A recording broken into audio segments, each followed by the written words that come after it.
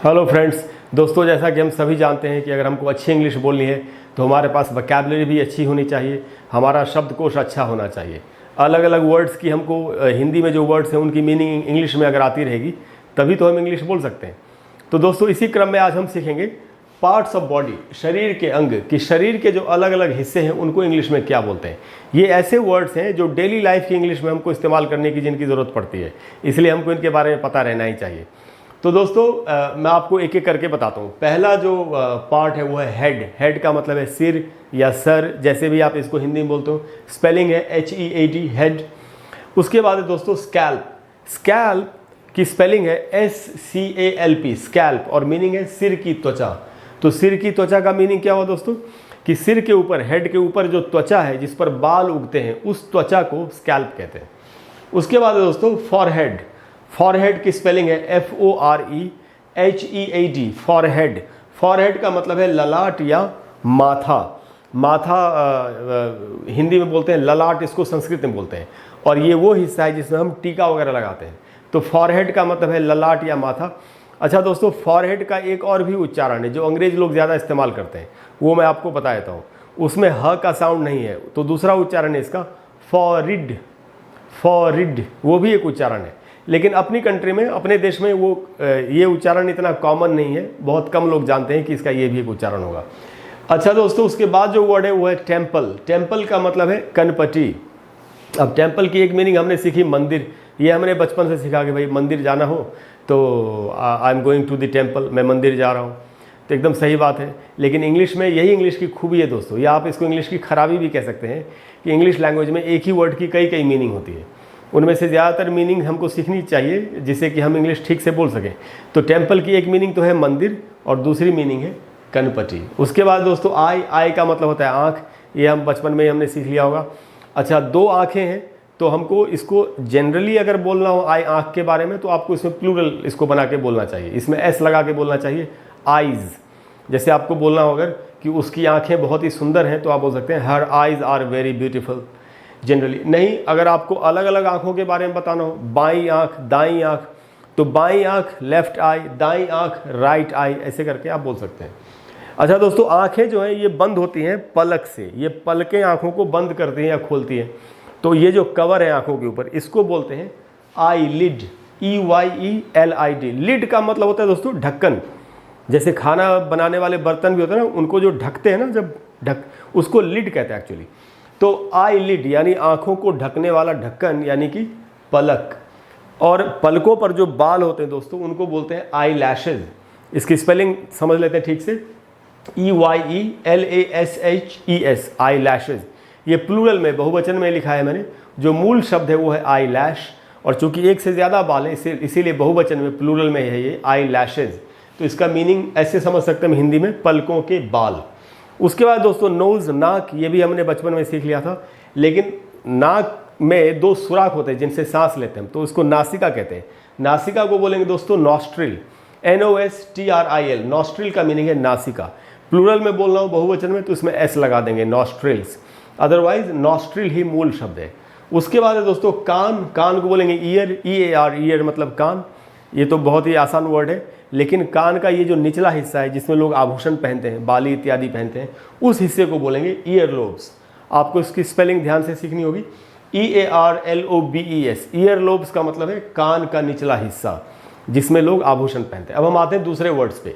उसके बाद जो वर्ड है दोस्तों वो है लिप। लिप का मतलब है होठ, LIP, लिप। और दो होठ हैं तो इसलिए इनको भी प्लूरल में बोलना चाहिए। एक्चुअली जोड़े में जितनी भी चीज़ें होती हैं इंग्लिश में, उनको जब हम जनरल में, सामान्य तौर पर उनके बारे में बातचीत करते हैं तो हमको उनको प्लूरल में बोलना चाहिए, S लगा के बोलना चाहिए। तो दोस्तों होठ भी ऊपरी होठ और निचला होठ हो सकता है। ऊपरी होठ को बोलेंगे अपर लिप। अपर की स्पेलिंग क्या है दोस्तों, UPPER, अपर। अपर लिप का मतलब है ऊपरी होठ। निचला होठ lower lip, LOWER, lower, LIP, lip. Lower lip का मतलब है निचला होठ। कई बार चोट लग जाती है लोगों को, तो अगर किसी को सिर्फ ऊपरी होठ पे चोट लगी है और उसका इलाज कराना है तो वो बोल सकता है कि I have to go to the doctor to show my upper lip या लोअर लिप, कि मुझे अपना ऊपरी होठ दिखाना है डॉक्टर को कि निचला होठ दिखाना है, इस तरीके से। उसके बाद दोस्तों होठों के नीचे, नाक के नीचे होठों के ऊपर होती है मूंछ। तो मूंछ को बोलेंगे मस्टैश। इसकी सबसे पहले स्पेलिंग समझते हैं, फिर मैं आपको इसका उच्चारण बताता हूँ। स्पेलिंग है दोस्तों MOUSTACHE, मस्टैश। इसको ऐसे पढ़ेंगे। इसको कई बार लोग मस्टैच, मुस्टैच ये सब पढ़ लेते हैं, वो सब गलत उच्चारण है। इसका शुद्ध उच्चारण है मस्टैश। मैं आपको जैसे बता रहा हूँ वैसे ही। मस्टैश का मतलब है मूछ या मूछें। हिंदी में जैसे ही बोले, इंग्लिश में एक ही वर्ड है, वो है मस्टैश। मूछ के बाद दोस्तों दाढ़ी। दाढ़ी रखते हैं कुछ लोग, उसको दाढ़ी को बोलते हैं इंग्लिश में बियर्ड, BEARD। बियर्ड का मतलब है दाढ़ी। और दाढ़ी कहाँ होती है दोस्तों? यहाँ ठोडी या ठुड्डी पर होती है। तो ठोडी को बोलते हैं दोस्तों चिन, CHIN। चिन का मतलब है ठोडी। जैसे जिम में एक्सरसाइज करते हैं लोग, तो एक बार पे लटकते हैं और अपने आप को ऊपर उठाते हैं बाहों के सहारे, उस एक्सरसाइज को चिन अप्स कहते हैं, क्योंकि आप उसमें चिन आपकी बार बार ऊपर जाती है, तो चिन अप्स इसीलिए उसका नाम है कि चिन ऊपर जाता है। उसके बाद दोस्तों गला। गले को बोलेंगे थ्रोट, THROAT, थ्रोट। थ्रोट का मतलब है गला। गला आगे का हिस्सा है, पीछे का जो हिस्सा है वो है गर्दन। गर्दन को बोलते हैं दोस्तों नेक, NECK, नेक का मतलब है गर्दन। तो थ्रोट का मतलब है गला, नेक का मतलब है गर्दन। और गले में यहाँ एक हड्डी होती है, ये निकली हुई, पुरुषों की, मर्दों की ज़्यादा निकली होती है, बड़ी होती है हड्डी। इस हड्डी को हिंदी में पता नहीं क्या बोलते हैं, इंग्लिश में बोलते हैं दोस्तों इसको एडम्स एप्पल। थोड़ा अलग सा अजीब सा नाम है, एडम्स एप्पल। एडम का एप्पल, एडम का सेब। तो एडम्स एप्पल, तो मीनिंग मैंने वही लिखा है हिंदी में, गले की हड्डी, क्योंकि हिंदी का वर्ड मुझे मालूम नहीं इसके लिए क्या होता है। उसके बाद दोस्तों कंधा। कंधे को बोलेंगे दोस्तों शोल्डर, SHOULDER, शोल्डर। इसकी स्पेलिंग हमको ध्यान से समझनी चाहिए, क्योंकि इससे एक मिलता जुलता वर्ड है, वो भी आपको बताता हूँ मैं, उससे कई बार कंफ्यूज हो जाते हैं लोग। ये है SHOULDER, शोल्डर का मतलब है कंधा। दूसरा वर्ड दोस्तों जो इससे मिलता जुलता है वो है सोल्जर, SOLDIER। सोल्जर का मतलब होता है सैनिक या सिपाही, तो वो सोल्जर अलग है, और ये है शोल्डर का मतलब है कंधा। उसके बाद दोस्तों चेस्ट, छाती, CHEST, चेस्ट का मतलब है छाती। और उसके बाद है दोस्तों ब्रेस्ट, BREAST, ब्रेस्ट का मतलब है स्तन। जैसे माँ अपने बच्चे को दूध पिलाती है, तो ब्रेस्ट का मतलब है स्तन। उसके बाद है स्टमक।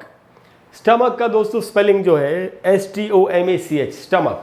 इसको कई बार लोग अनजाने में स्टोमैक, स्टोमैच ये सब भी पढ़ लेते हैं, वो सही नहीं है। मैं आपको इसका शुद्ध उच्चारण बताता हूँ, वो है स्टमक, स्टमक ऐसे पढ़ेंगे। और इसका मीनिंग है पेट, लेकिन पेट का जो अंदरूनी हिस्सा होता है वो उसको स्टमक कहते हैं। जो बाहरी हिस्सा है नीचे को, उसको कहना चाहिए बेली, BELLY। बेली का मतलब है पेट, और वो बाहरी पेट है। उसके बाद दोस्तों बाह। बाह को हम कहेंगे आर्म, ARM, आर्म का मतलब है बाह। और दोस्तों बाह और यहाँ कोहनी और कलाई के बीच का ये जो हिस्सा है, ये जो हिस्सा है पूरा, इसको बोलते हैं फॉर आर्म। इसकी स्पेलिंग हमको फिर से ध्यान से देखनी चाहिए, FOREARM, फॉर आर्म का मतलब है कलाई और बाह के बीच का हिस्सा, फॉर आर्म। तो ये हो गया आर्म और ये हो गया फॉर आर्म। उसके बाद दोस्तों कोहनी। कोहनी को कहेंगे एल्बो, ELBOW, एल्बो का मतलब है कोहनी। और फिर है कलाई। कलाई को कहेंगे दोस्तों रिस्ट, WRIST, रिस्ट। इसमें W साइलेंट होता है, सिर्फ RIST का उच्चारण होगा, रिस्ट। W का उच्चारण नहीं होगा, लेकिन इंग्लिश में ऐसे स्पेलिंग चली आ रही है। तो रिस्ट की मीनिंग है कलाई। और उसके बाद है दोस्तों उंगलियां होती हैं, तो उंगली को बोलते हैं फिंगर, FINGER, फिंगर का मतलब है उंगली। और नाखून को कहते हैं नेल, NAIL, नेल का मतलब है नाखून। उसके बाद है दोस्तों वेस्ट, कमर। तो कमर को बोलेंगे स्पेलिंग में इंग्लिश में वेस्ट, और इसकी स्पेलिंग है WAIST, वेस्ट का मतलब है कमर। अच्छा दोस्तों एक और भी वेस्ट होता है, बोलते हैं ना कि पूरा सामान वेस्ट हो गया, उसकी स्पेलिंग अलग है, वो है WASTE, और ये है WAIST।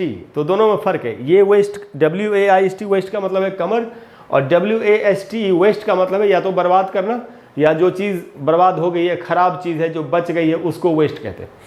अच्छा दोस्तों उसके बाद है जांघ को बोलते हैं थाई, THIGH। इसमें GH साइलेंट है, सिर्फ THI का उच्चारण होगा, तो THIGH को पढ़ेंगे थाई, और इसका मीनिंग है जांघ। उसके बाद है दोस्तों घुटना। पैर का जो घुटना होता है उसको बोलते हैं इंग्लिश में नी, और इसकी स्पेलिंग है KNEE। इसमें K साइलेंट होता है, इसलिए इसको क्नी नहीं पढ़ेंगे हम, इसको हम पढ़ेंगे नी, और नी का मीनिंग है घुटना। उसके बाद है दोस्तों एंकल। एंकल का मतलब होता है टखना, बोलते हैं ना टखने, तो इसकी जो स्पेलिंग है वो है ANKLE, एंकल का मतलब है टखना। टखना क्या होता है दोस्तों, जैसे महिलाएं पैर में पायल पहनती है, पायल जहाँ पर अटकी होती है, पैर में हड्डियाँ होती है, वहाँ हड्डी होती है वहाँ पर, उसको एंकल बोलते हैं। इसीलिए पायल को एंकलेट कहा जाता है। इसी में अगर आप टी जोड़ देंगे तो एंकल से एंकलेट बन जाएगा। एंकलेट का मतलब है या तो पायल या पैर में पहनी जाने वाली कोई भी चीज़, कोई भी आभूषण जो पैर में किसी ने पहना हुआ है, जो वहाँ पर है एंकल के पास है, उसको एंकलेट कहेंगे। उसके बाद दोस्तों हील, HEEL, हील का मतलब है एड़ी जो होती है, पैर की जो एड़ी होती है उसको हील कहते हैं। अच्छा दोस्तों, कुछ और भी वर्ड्स हैं जो मैंने इधर शॉर्ट में लिखे, जैसे शिन, SHIN, शिन। शिन क्या होता है दोस्तों, शिन मैं आपको बताता हूँ। पैर में घुटने और एड़ी के बीच का जो हिस्सा होता है पैर का, वो सामने का भी हिस्सा होता है और पीछे का भी हिस्सा होता है। तो घुटने और एड़ी के एंकल, टखने के बीच का जो हिस्सा है, उसमें जो पैर का जो सामने वाला हिस्सा होता है उसको बोलते हैं शिन, और जो पीछे का हिस्सा होता है जिसको पिंडली बोलते हैं हिंदी में, पिंडलियाँ, उसको बोलते हैं काफ, CALF, काफ। तो काफ का मतलब है घुटने और एंकल के बीच का पैर का हिस्सा, पीछे वाला हिस्सा, उसको काफ कहेंगे। अच्छा दोस्तों, एक बड़ा इंटरेस्टिंग मामला ये है कि काफ को हिंदी में एक उसकी और भी मीनिंग होती है। काफ का मीनिंग बछड़ा भी होता है, गाय भैंस इत्यादि का जो छोटा बच्चा होता है उसको भी काफ कहते हैं, और पैर में जो पिंडली होती है उसको भी काफ कहते हैं। स्पेलिंग है CALF, इसमें L साइलेंट होगा, काफ। उसके बाद दोस्तों खून, रक्त को बोलते हैं ब्लड, और नस को बोलते हैं वेन, VEIN, वेन का मतलब है नस। और उसके बाद दोस्तों अंगूठा, तो THUMB, इसमें B साइलेंट होगा, इसलिए इसको थंब नहीं पढ़ेंगे, इसको पढ़ेंगे थम, B साइलेंट है, THUMB, थम का मतलब है अंगूठा। तो दोस्तों ये ऐसे वर्ड्स थे बॉडी के पार्ट्स जो हमको अक्सर बोलचाल में, स्पोकन इंग्लिश में, जिनकी हमको ज़रूरत पड़ सकती है, इसीलिए मैंने आपको इनके बारे में बताया। अगर कुछ ऐसे वर्ड्स हैं बॉडी के पार्ट्स जो टेक्निकल हैं, आप अगर उनके बारे में भी जानना चाहते हैं तो आप प्लीज़ नीचे कमेंट बॉक्स में लिख देंगे, तो मैं एक वीडियो आपको जो एकदम टेक्निकल वर्ड्स हैं उनके ऊपर भी बना करके आपको दे दूंगा। और अगर आपको किसी दूसरे प्रकार की वोकैबुलरी भी चाहिए तो वो भी आप नीचे कमेंट बॉक्स में लिख सकते हैं। तो दोस्तों मुझे उम्मीद है कि आपको आज की क्लास अच्छी लगी होगी। अगर क्लास अच्छी लगी हो तो प्लीज़ वीडियो को लाइक और शेयर करें और चैनल को सब्सक्राइब करें, और अगले वीडियो में आपसे मिलता हूं और फिर हम लोग मिलकर एक नई बात सीखेंगे। Thank you very much, bye bye.